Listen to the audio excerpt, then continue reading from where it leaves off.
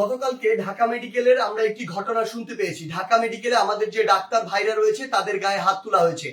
যে যারা হাত তুলেছে তারা কি অভিযোগ করেছে? তারা অভিযোগ করেছে সেখানে নাকি একজন যে পেশেন্ট মারা গিয়েছিল সেখানে ডক্টরদের গাফিলাতি ছিল, ওই ঢাকা মেডিকেলের গাফিলাতি ছিল। এখন প্রশ্ন হচ্ছে যে ডক্টরদের বা ঢাকা মেডিকেলের যে গাফিলাতি ছিল কিনা এটি নির্ধারণ আপনি কিভাবে করতে পারেন, কোন এক্সপার্টিজের ভিত্তিতে এটি নির্ধারণ করতে পারেন এবং এই অথরিটিটা আপনাকে কে দিয়েছে?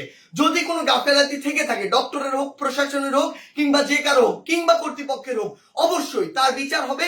তার বিচার একটি প্রক্রিয়াধীন প্রক্রিয়া হবে, একটি তদন্তের মাধ্যমে হবে। সেই অভিযোগটি আপনি বিএমডিসি তে করতে পারেন, কিংবা সেই অভিযোগটি আপনি প্রশাসনের কাছে করতে পারেন। কিন্তু আপনার কি অভিজ্ঞতাটুকু রয়েছে, আপনার কি দক্ষতাটুকু রয়েছে যে একজন ডক্টর তার সাথে গাফিলতি করেছে কিনা সেটি যাচাই করার? আমাদের সবচেয়ে বড় এখন যে সমস্যাটি হয়ে গিয়েছে, আমরা এই বাঙালিরা অধিকাংশ ক্ষেত্রে অধিকাংশ বাঙালি নিজেদেরকে সব জায়গার দক্ষ মনে করি এবং সব জায়গায় নিজের নাক গলাতে যাই। আপনি আমাকে একটি জিনিস বলুন, যে ডাক্তার 5 বছর ধরে এমবিবিএস পাস করলো, 1 বছর ইন্টার করলো, এরপর বছর বছর ধরে বিভিন্ন ডিগ্রি নিল, পড়াশোনা করলো, তিনি একজন পেশেন্টকে যেভাবে ডিল করেন, তিনি পেশেন্টের ভিতরের এবং বাইরের বিষয়গুলো যেভাবে জানেন, যেভাবে ট্রিটমেন্ট করেন, আপনি কিভাবে মনে করেন আপনি সেই পড়াশোনা না করে শুধু বাইরে থেকে দেখে নিজের চোখে যা মনে হলো তা দেখে তাকে একটি নির্দিষ্ট রেজাল্ট দিয়ে দিচ্ছেন, একটি নির্দিষ্ট ব্লেম দিয়ে দিচ্ছেন? আমাদের জায়গা থেকে স্পষ্ট বার্তা, এইরকম একটি ব্লেম দিয়ে আসলে যখন আপনি একজন ডক্টরের গায়ে হাত তুলেন, তখন আপনি যে কাজটি করেন সেটি আমরা বৈষম্য বিরোধী ছাত্র আন্দোলন আমাদের জায়গা থেকে কোনোদিনও সমর্থন করতে পারি না। আপনাদের যদি কোনো অভিযোগ থাকে সেই অভিযোগটি আপনি জানাতে পারতেন। আমরা জানি আমাদের এই পুরো প্রসেসটিতে, এই ছাত্র জনতার অভ্যুত্থানে ডক্টররা কিভাবে ওই হসপিটালের ভিতর থেকে, ওই ইমার্জেন্সি থেকে তাদের ভূমিকাটি রেখেছে।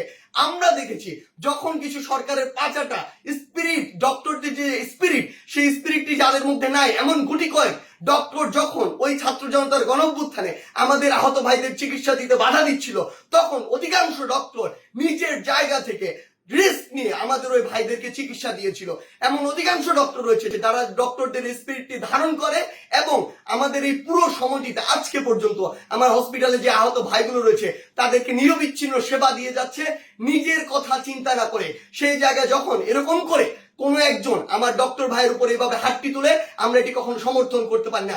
আমাদের জায়গা থেকে একদম স্পষ্ট একটি বার্তা, সেটি হচ্ছে যে আমরা প্রশাসনকে, মাননীয় স্বাস্থ্য উপদেষ্টা, ডিজি হেলথ সহ সকলকে একটি বিষয় স্পষ্ট করে বলতে চাই, আমাদের যারা মেডিকেলের ভাইরা রয়েছে, ইন্টার্ন ডক্টররা রয়েছে, কিংবা হসপিটালের যে ডক্টর ভাইরা রয়েছে, তাদের সাথে আমরা এই জায়গাটিতে একাত্মতা ঘোষণা করছি। তাদের নিরাপত্তার সর্বোচ্চ ব্যবস্থা করতে হবে। তারা দিনরাত 24 ঘন্টা আমাদের জন্য কাজ করছে, অথচ কেউ একজন চাইলো আর একটা ব্লেম দিয়ে তাদের গায়ে এসে হাত দিয়ে দিল, এটি আমরা আমাদের জায়গা থেকে কখনো মানতে পারি না। আমাদের জায়গা থেকে এটা একটি স্পষ্ট বার্তা হচ্ছে, তাদের এই নিরাপত্তার ব্যবস্থাটি করতে হবে। এবং গতকালকে ঢাকা মেডিকেলে যদি ওই পেশেন্টের মৃত্যুর জন্য কোনো কর্তৃপক্ষের হোক, ডক্টরের হোক গাফিলাতি থেকে থাকে, তদন্ত সাপেক্ষে তার যেমন বিচারের আওতায় তাকে আনতে হবে। কিন্তু গতকালকে ওই আমার ডাক্তার ভাইয়ের গায়ে যে হাতটি তুলেছে, অপারেশন থিয়েটার থেকে বের হওয়া একজন ডক্টরকে, তার অবশ্যই দ্রুততম সময়ের মধ্যে তাকেও গ্রেফতার করে তাকেও বিচারের আওতায় আনতে হবে। আমাদের জায়গা থেকে স্পষ্ট একটি বার্তা, আইন নিজের হাতে তুলে নেওয়ার মতো অন্যায়টি যদি আপনি করেন, তাহলে আপনার পক্ষে কোনোদিন আমাদের অবস্থান থাকবে না।